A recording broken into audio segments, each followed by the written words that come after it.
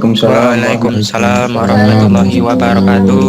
Saya minta Mas Ataf ini yang sudah berpeci ya ini untuk memimpin doa terlebih dahulu. Untuk mengawali pembelajaran daring kali ini, mari kita berdoa menurut kepercayaan masing-masing. Berdoa dimulai, berdoa selesai. Ya. Nah, untuk presensi nanti saya share di grup WhatsApp ya. Nah, baik anak-anakku, sebelum kita masuk ke materi ini waktunya ada kuis seperti dahulu. Nanti ada ujian buat yang bisa menjawabnya. Nah, kalian ini file saya sudah bisa dilihat? Sudah, Pak. Oke, sudah. Baik, ini ada pertanyaan seperti ini. Di manakah posisi ulat daun saat bertelur? Apakah A di atas daun ataukah B di bawah daun? Silahkan jawab beserta alasannya. Siapa yang mau menjawab? Menurut saya di atas, Pak. Di atas. Alasannya?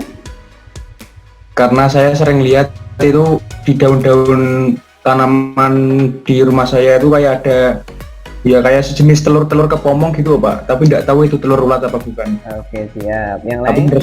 Ataf Rizky juga. Oke, silakan Ataf. Di bawah daun, karena biar tidak kehujanan. Oke, bagus. Bertelur itu adalah kupu-kupu. Jadi di sini Pak Bani hanya ingin ngajak bermain ke kalian saja untuk membuka pikiran kalian, membuka wacana bahwa ketika kita menghadapi segala sesuatu itu harus menggunakan pemikiran. Kita mencoba berpikir kritis. Karena materi kita adalah menulis teks editorial nanti yang berkaitan dengan kompetensi dasarnya adalah memperhatikan struktur dan kaidahnya. Tujuannya apa? Melalui kegiatan pembelajaran ini dengan project based learning, dengan model daring, nanti kalian bisa menulis teks editorial sesuai dengan struktur dan kaidah kebahasaannya. Nah, tulisan kalian, argumen kalian harus kuat, kemudian datanya juga harus ada. Nah, sekarang perhatikan ke gambar berikut ini. Ini sebenarnya adalah topik yang saat ini masih hangat atau masih menjadi perbincangan di sekitar kita. Yang pertama mengenai kesehatan. Sudah hampir setengah tahun ya kita, sudah lebih ya setengah tahun kita menghadapi COVID-19 ini, tapi ternyata ini masih menjadi isu yang terkini. Kemudian yang kedua tentang Omnibus Law. Nah, oke, ada yang mau punya pendapat dulu tentang Omnibus Law ini seperti apa? Silakan. Omnibus Law ini kan punya tujuan tersendiri toh, Pak. Dari yang dilihat sama orang-orang itu sih buruknya karena dinilai sangat mengeksploitasi para pekerja. Tapi di sebalik itu Omnibus Law sendiri ini sebenarnya punya potensi positifnya, yaitu di mana kita bisa bekerja lebih kompetitif lagi dengan adanya perusahaan luar yang bebas masuk. Kita bisa membunuh perusahaan luar gitu. Jadi kita nggak harus yang gimana gitu sama perusahaan luar. Kan tujuannya dalam dunia kerja itu kan berkompetisi. Nah, kalau sama Omnibus Law aja udah ditolak, ya gimana caranya mau berkompetisi dengan baik. Tapi permasalahannya ada di sini, Pak. Omnibus Law ini dikeluarkan dalam waktu yang tidak tepat. Dalam corona yang kayak gini malah ngeluarin peraturan baru. Nah, itu permasalahannya itu ada di waktunya, Pak, menurut saya itu. Ada yang punya pendapat lain? Saya tunjuk ya, coba ya. Saya pengen Mbak Anissa. Silahkan, Anissa. Ya, seperti itu, Pak, tidak tepat. Keluarnya itu corona ini. Dia datang di saat yang tidak tepat gitu ya. Oke, saya coba satu lagi ini, Mbak Tata. Coba Mbak Tata, menurut kamu bagaimana? Sebenarnya saya nggak punya kapasitas buat mengomentari hal tersebut, Pak. Tapi saya setuju sama Mbak kalau keputusan itu dikeluarkan di waktu yang berangkat. Jadi masyarakat terkesan, masalah corona aja belum selesai kok udah nambah dengan kayak gini, situasi belum terkondisikan kok udah aneh-aneh aja gitu loh. Oke. Ya memang gini ya nak ya, kalau kita mencermati ini adalah sesuatu yang datangnya serba tiba-tiba seolah dipaksakan. Nah di sini sebenarnya menimbulkan pro kontra. Nah kalian bisa juga nanti menulis teks editorial. Yang namanya teks editorial itu sebenarnya kalian boleh berargumen bebas. Tadi kalau Mbak Tata mengatakan saya nggak punya kapasitas itu. Nah bisa juga nanti gali data. Oh, gali datanya bagaimana? Oh, tentang seperti ini menurut anggota dewan seperti apa, menurut ini seperti apa. Ini bisa jadi kajian saja. Nah, kalian juga boleh berpendapat di sana. Ada beberapa langkah yang harus kalian tempuh ketika menulis teks editorial. Yang pertama, kalian nanti tentukan tema atau topiknya dulu. Nah, yang kedua adalah kumpulkan data atau informasi.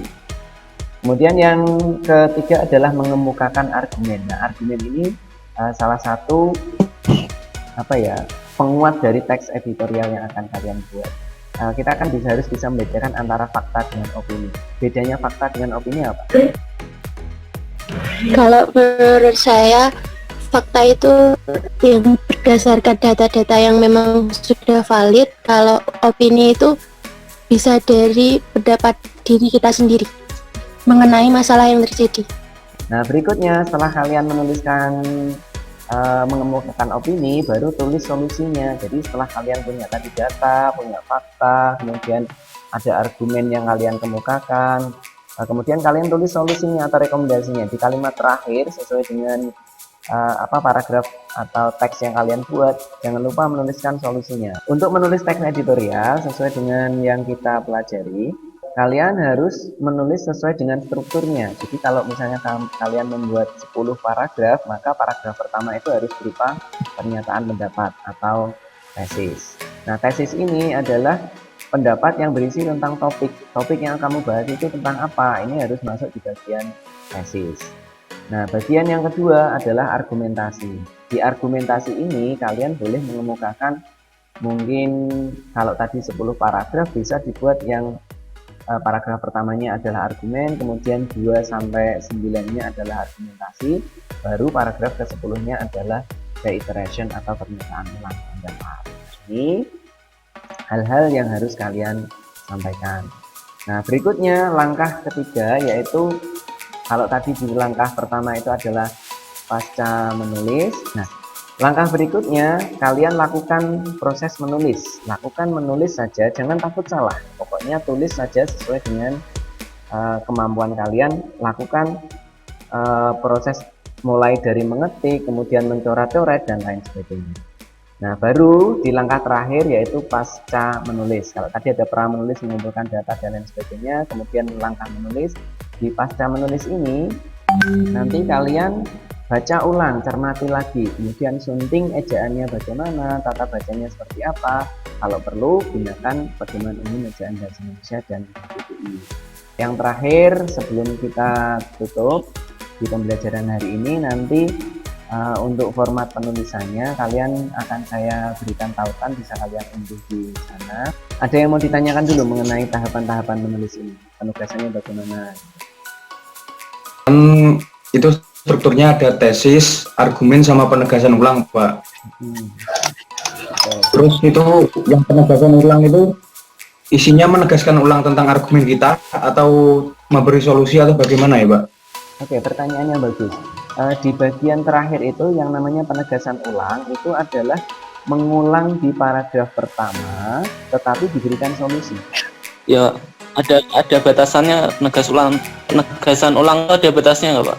Sebenarnya tidak ada batasannya berapa paragraf berapa kali, nggak ada. Hanya saja untuk penugasan saya nanti saya batasi 400 sampai 500 kata. Karika, coba simpulannya apa dari pembelajaran kita?